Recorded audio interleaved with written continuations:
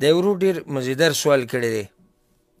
وایي بعض خلک داسې چل کوي چې د څوک مړ شو نو د هغه په غم کې به یو منټ ودرېږو.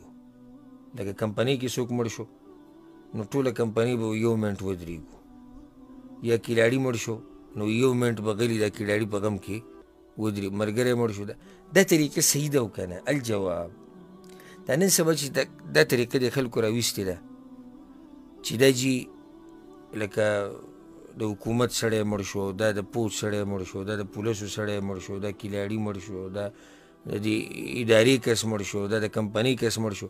اوس راشه د ده سره په دې غم کې شریکېدو دپاره او د خپلوانو سره په غم کې شریکېدو دپاره یو منټ به موږ ټول به غلي ودرېږو. دا طریقه د انګریزانو نه اخیستی شوې ده.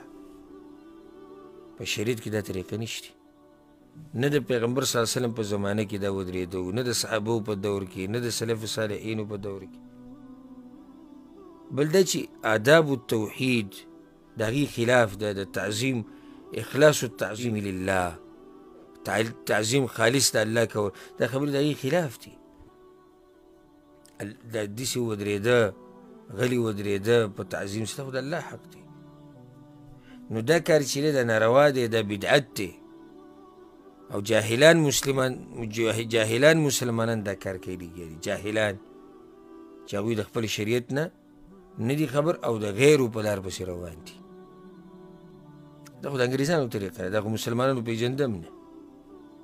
او هغوی غلو کوي په خپلو مشرانو کې او د خپلو خلکو په باره کې چې محبت ورسره کوي، غلو د لاسه دا کار کوي. نو مسلمان خو به د افراط او د تفریط او د غلو نه ځان لرې ساتي او د پیغمبر په نقش قدم به ځي. موږ ته شریعت طریقه خو ولیده که نه؟ مړي سره ښه کې دعاګانې د هغه دپاره ډېرې وغواړه، د هغه د طرف نه صدقه ورکړه. نورې طریقې موږ ته شریعت ډېرې ښودلې دي، خو دا په یو ځای کې نه ده راغلی چې ته غلی ودرېږه یو منټ دپاره. دې سره بله خبره مې ذهن ته راغله، لکه دا بعض چې دی هغه بتي به یې راغستې هغه به بلوي، او څوک چې دی ډیوې بلوي، او څوک څه شی او څوک څه شی بلوي. دا ټول کارونه چې دي دا غیر شرعي کارونه دي، او دا تقلید د یهودو نصاراو دی. په اسلام کې دا قسمه خبرې دا نشتي، د دې نه ځان لرې ساتل پکار دي. والله اعلم.